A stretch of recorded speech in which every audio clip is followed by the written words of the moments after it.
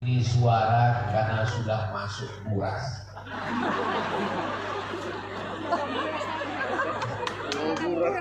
Siapa yang paling layak meletakkan Hajar Aswad? Maka mereka berkata, daripada kita kelahi perang gara-gara meletakkan Hajar Aswad, kalau begitu kita lihat besok pagi siapa yang pertama kali masuk Masjidil Haram, maka dialah yang kita minta untuk meletakkan Hajar Aswad di sudut Ka'bah. Besok pagi dilihat siapa yang akan datang. Jangan kemana-mana, kita lanjutkan setelah yang satu. Kalau di TV ada iklannya, di Masohi tanpa iklan. Keesokan paginya apa yang terjadi? Orang yang pertama masuk ke Masjidil Haram yang mendekat ke Ka'bah adalah Sayyidina wa Maulana Muhammad sallallahu alaihi wasallam. Maka dimintalah dia meletakkan Hajar Aswad. Engkau yang kami tunggu-tunggu, ya Muhammad sallallahu alaihi wasallam, letakkan Hajar Aswad ini di sudut Ka'bah. Lihat bagaimana bijaksananya Rasulullah sallallahu alaihi wasallam. Nabi meminta kain. Mana kain? Lalu dibentanglah kain. Lalu seluruh kepala-kepala suku diminta untuk memegang sudut-sudut kain, pojok-pojok kain. Hajar Aswad diletakkan di tengah. Lalu Nabi Muhammad sallallahu alaihi wasallam meletakkan Hajar Aswad di pojok Ka'bah. Simbol gotong royong, bekerja sama tanpa harus menaikkan yang satu menginjak ke bawah. Kita tidak diajarkan belah bambu. Tahu cara belah bambu? Belah durian aja yang tahu. Belah bambu diinjak satu, dinaikkan ke atas. Rasulullah sallallahu alaihi wasallam ajarkan kita tentang prinsip masohi, gotong royong, bekerja sama dan sama-sama bekerja. Silakan kalian orang-orang terhormat, orang-orang mulia, pegang ujung-ujung sudut kain, tepi kain. Maka seakan-akan kebersamaan ini yang diajarkan Nabi Muhammad sallallahu alaihi wasallam. Coba seandainya yang masuk ke Masjidil Haram pagi itu Abdul Somad. Lalu kepala-kepala suku sudah bergotong royong lelah meminta supaya Abdul Somad tolong letakkan ini Hajar Aswad. Mana. Saya yang meletakkan ya. Saya yang membangun, saya yang bekerja keras, saya yang berwakaf, saya yang berinfak, saya yang meletakkan.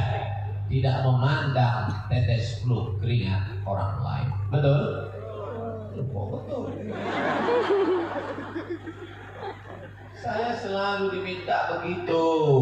Yang bangun masjid bukan saya, yang bebaskan tanah bukan Abdul Somad, yang membeli semen bukan Abdul Somad, yang ngecar bukan Abdul Somad, yang gotong royong bukan Abdul Somad.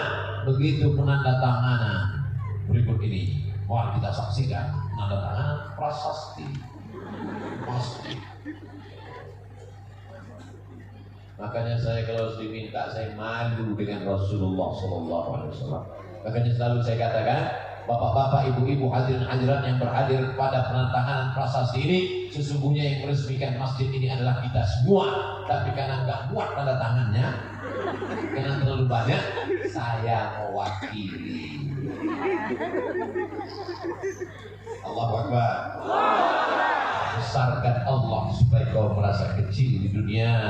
Agungkan Allah dalam pikiranmu supaya pikiranmu tidak memikirkan dunia. Besarkan Allah dalam hatimu supaya dunia tidak mengalahkan jiwamu. Kepala kita ini kecil, Pak. Sekecil apa kepala? Ya sebesar nomor 9.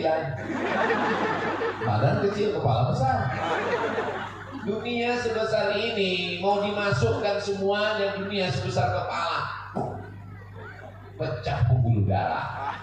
Maka kalau mau dunia ini terasa kecil, besarkan Allah Subhanahu wa ta'ala. Kenapa acara di Masohi tadi malam begitu megah, mewah, sampai nggak tahu gimana ujungnya, gelap. Pandang ke kanan penuh, lihat ke kiri penuh, ke depan apalagi ke belakang nggak kelihatan. Panitia tidak berkata gara-gara kami ketua panitia. Ustaz Fakhruddin tidak berkata gara-gara saya yang nelpon Habib Rifki. Habib Rifki tidak berkata saya lah yang di Maluku. Semua mereka berkata, lihat ucapan Habib Rifki tadi. Apa kata Habib Rifki? Ini Ustaz Abdul Somad datang ke Masohi karena Ustaz Fathuddin yang menelpon. Beliau membesarkan yang kecil, bukan mengecilkan yang. Beliau mengecilkan. Beliau membesarkan hati masyarakat Masohi. Beliau katakan ke depan anak-anak Masohi yang sekarang diwakili oleh Ananda Abdurrahim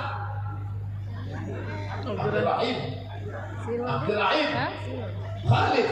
Beliau sedang berada di Yaman, Tarim Hadramaut. Doakan juga supaya anak Ustaz Abdul Somad bisa ke Tarim. Amin. Saya ingin anak saya pulang nanti dari Tarim pakai sorban, pakai jubah seperti Habib Rifki, bukan seperti bapaknya pakai peci dan pakai sarung. Amin. Amin. Saudara yang dimuliakan Allah Subhanahu wa taala, mana mungkinnya Nabi Muhammad mengajarkan Masohi? Ketika peristiwa hijrah dari kota Makkah menuju kota Al-Madinah Al-Munawwarah, nampak jelas Masohi kerjasama, gotong royong, sama-sama bekerja. Ada yang kerjanya paling ringan, hanya tidur di tempat tidur Nabi Muhammad SAW. Siapakah dia? Itulah dia kakek, datuk, buyut, moyang Habib Rifki Al-Hamid. Dia adalah Sayyidina Ali radhiyallahu anhu. Sayyidina Ali tugasnya paling ringan. Ali, aku akan hijrah nanti malam dan engkau tugasmu tidur di tempat tidurku. Bapak mau? Insya Allah paling ringan. Tapi nanti malam akan ada kepala-kepala suku anak-anak muda utusan kafir Quraisy yang akan mencincang dengan pedang yang panjang. Yang satu malam mereka akan datang membawa pedang yang panjang. Mereka akan satu kali tebasan, maka matilah menurut pikiran mereka. Tapi begitu mereka membuka selimut, satu orang memberikan saran, kita buka dulu, jangan akan mencincang saja, nanti kepala saya pengen gitu. Lihat, saya bilang lagi, mana Muhammad? Aina Muhammad? Kalau bahasa kampung kami, where is Muhammad? Sallallahu alaihi wasallam. Kata Sayyidina Ali, aku tidak tahu dia pergi kemana.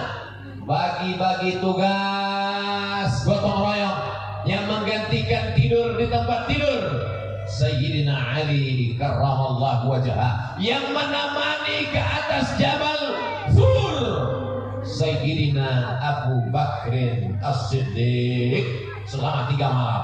Malam Jumat, malam Sabtu, malam Ahad, malam Senin bertolak menuju Yathrib Al-Madinah Al-Munawwarah. Makanan mesti diantar. Siapa yang mengantarkan makanan? Perempuan bernama Asma, pakai alif. Asma, kalau nggak pakai alif susah nafas.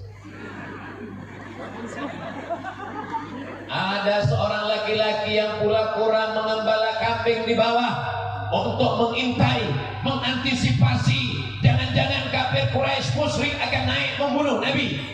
Laki-laki yang pura-pura menggembala kambing di bawah namanya Amir bin Fuhairah. Ada yang mengantar berita ke atas, hiruk pikuk di Makkah. Mereka sedang mencari mana Muhammad, kemana dia, dengan siapa dia, larinya kemana. Dia yang membawa berita adalah Abdullah. Ada pula yang menunjuk jalan, karena kalau lewat jalan biasa akan ditangkap oleh musuh. Mesti melalui jalan yang luar biasa, seperti perjalanan kami ke Masohi, jalan yang luar biasa. Besok berpulang kabarnya begitu lagi. Siapa yang menunjukkan jalan yang luar biasa? Namanya Ibnu Uraiqib. Ada yang bertugas menunjuk jalan, ada yang membawa berita, ada yang bawa makan, ada yang menemani di atas, ada yang menggantikan di tempat tidur. Ini namanya Masohi. Inilah ajaran Islam. Inilah yang membuat kita bisa bersama pada kesempatan kali ini. Wa'tasimu bihablillah jami'an. Bekerja samalah kamu dalam menolong agama Allah jami'an, berjamaah. Wala tafarraqu. pecah belah. Itu yang dilakukan orang dulu. Tapi orang sekarang di masjid nggak ada lagi kerjasama. Dia yang azan, dia yang iqamat, dia yang imam, dia yang makmum. Itu di tempat lain. Di Masohi alhamdulillah. Kalau nggak percaya tanya Pak Imam. Di Masohi sholat berjamaah. Kenapa dibuat acaranya? Baru saya sadar. Rupanya kita sedang di jalan raya. Yang listrik ini. Saya mau nanya tadi sama Ustaz Fatudin segan. Masa profesor nanya? Saya Ustaz Somad angkuh sombong enggak? Mau ngasih tahu aja ini bukan Ustaz kali-kali. Saya sadar bahwa kita sedang berada di jalan raya. Padahal ada masjid al-Muhajirin. Kenapa kita tidak di dalam masjid saja? Kalau dibuat dalam masjid, ini banyak yang tunjuk rasa di luar. Mana wajahnya? Jamaah ini sudah sering mendengarkan tausiah Ustaz Abdul Somad. Inilah orang yang menghabiskan paket kami 2 giga. Kami mau melihat wajahnya langsung gimana. Ternyata wajahnya putih karena lampunya terang. Saudara yang dimuliakan Allah Subhanahu wa taala, mana bukti Nabi Muhammad sallallahu alaihi wasallam itu mengajarkan masohi ketika pada perang Badar tahun kedua Hijrah. Ingat, adik-adik, anak-anakku sekalian, dari awal tausiah saya tadi sampai nanti akhir 60 menit sesuai yang tertulis di botol 600 ml. Itu kalian catat, kalian ingat karena akan masuk dalam UAS, ujian akhir semester. Pertanyaannya, coba sebutkan bukti-bukti bahwa Nabi Muhammad mengajarkan masohi. Bagi yang tidak ingat, jangan putus asa, jangan ragu, tinggal putar ulang ceramah Ustaz Abdul Somad di Masohi. Hanya di channel Ustaz Abdul Somad. Fotokannya udah. Bagi yang tidak ingat, bagi yang lupa, apa bukti Nabi Muhammad gotong royong kerjasama Masohi? Tinggal cari ceramah Ustaz Abdul Somad di Masohi. Hanya di channel Ustaz Abdul Somad Official. Subscribe, like, share, and comment. Tapi ceramah Ustaz Abdul Somad itu banyak sekali di YouTube. Gimana kami mau ingat bahwa ceramah itu di Masohi? Mudah aja. Di mana ceramah itu yang ada bunga-bunganya banyak sekali. Yang bunganya itu memang betul-betul bunganya bunga uang. Yakinlah bahwa itu sedang di Masohi. Saudara yang dimuliakan Allah Subhanahu wa taala. Datang sahabat bertanya, "Ya Rasulullah, ya, apakah turun wahyu untuk menentukan di mana kita berkemah?" Kata Nabi, tidak ada wahyu. Tidak ada malaikat Jibril membawa pesan dari Allah, kita berkemah di mana? Tidak ada. Boleh saya kasih pendapat? Boleh. Kalau itu kita berkemah di tempat air minum. Karena kalau kita kemah di tempat air minum, kita sudah menang 1-0 dari orang muslim. Kenapa? Karena minum air sudah kita kuasai. Ya sama. Nabi tidak sombong, aku mengatakan, "Ya Rasulullah, ada wahyu turun menetapkan di mana kita berkemah." Jangan tanya-tanya, banyak tanya masuk neraka. Nabi mengatakan, "Kalau itu ya Rasulullah, kita berkemah di sini." Oke. Sahabat Nabi, ada yang bertugas membawa bendera. Karena kalau sampai bendera jatuh, berarti kita kalah. Ada sahabat yang bertugas membacakan syair, namanya Hasan bin Sabit. Wahai Hasan, bacakan syair-syair membangkitkan semangat. Mereka bekerja sama. Ada yang membawa pedang, ada yang memanah. Apa kata Nabi doanya? Allahumma saddid sahmahu, kuatkan anak panahnya.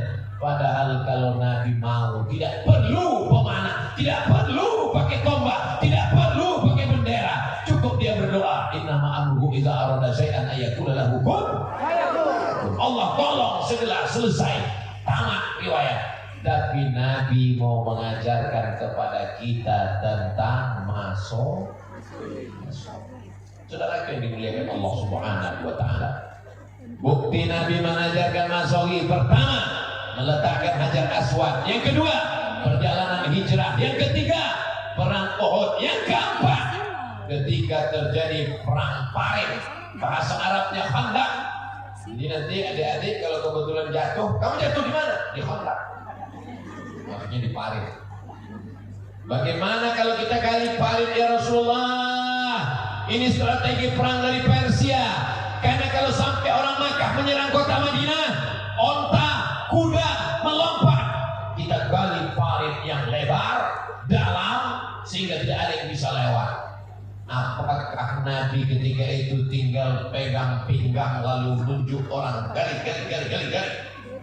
Nabi masuk ke dalam, dia tarik jubahnya ke atas. Nabi itu memakai sirwal, celana menutup sampai lutut, dan nampak perutnya basah karena keringat dan lumpur mengenai perutnya. Begitu detailnya sahabat meriwayatkan bahwa perut Nabi terkena panas, berkeringat, lalu ada air keringat mengenai lumpur di perutnya. Nabi ikut bergotong royong, bekerja sama. Jadi kalau ada hari ini orang berkata pas gotong royong masjid di petenteng, ambil sana, dia ikut. Ini Abu Jahal dan Abu Lahab. Karena Nabi Shallallahu Alaihi Wasallam ikut melakukan masuk. Sudah lagi yang dimuliakan Allah Subhanahu Wa Taala. Sampai suatu hadis Nabi berkata, ketika sedang musafir perjalanan panjang, sampai di tengah jalan, bagaimana ya Rasulullah? Kita makan apa? Lalu apa kata sahabat? Aku yang akan berburu binatang buruan. Kata sahabat satu lagi, aku yang akan mengulitinya. Kata sahabat satu lagi, aku yang akan memasaknya. Lalu apa kata Rasulullah SAW? Aku yang akan mencari kayu bakar. Kalau Abdul Somad tinggal tunjuk. Tim Abdul Somad, kamu berburu, kamu masak, kamu nyuci, kamu nyari kayu, kamu bakar. Aku yang akan Allah membarik lana fima razaqtana wa qina adzabannar. Yami. Kau katakan kau pengikut Nabi, kau katakan kau cinta Nabi, tapi tidak ada masohi dalam dirimu. Dan alhamdulillah semua orang masohi ini memang dia bermasohi, bergotong royong. Allahu Akbar. Shallu ala Nabi. Siap bergotong royong, siap bekerja sama, siap masohi. Shallu ala Nabi. Allahumma shalli ala Sayyidina Muhammad. Maulaya salli wa sallim daiman abada ala habibika khairil khalqi kullihim Muhammadun sayyidul kaunaini wa faqalaini wal fariqaini min arbin wa min ajami. Maulaya salli wa sallim daiman abada ala habibika khairil khalqi kullihim. Mudah-mudahan kita semuanya mendapatkan syafaat Nabi Muhammad sallallahu alaihi wasallam. Membangun pesantren Ar-Rahmah yang lokasinya sudah ada tanahnya, tapi tidak bisa sendiri. Habib Rifki tidak mau masuk surga sendirian, maka dibuatlah penggalangan tadi. Acaranya pakai, sebetulnya itu akadnya wakaf, tapi kemudian wakafnya berhadiah, disebut protokol dengan lelang. Mari kita sambut bapak-bapak untuk naik ke atas. Penyerahan jaket oleh Ustadz Abdul Somad. Penyerahan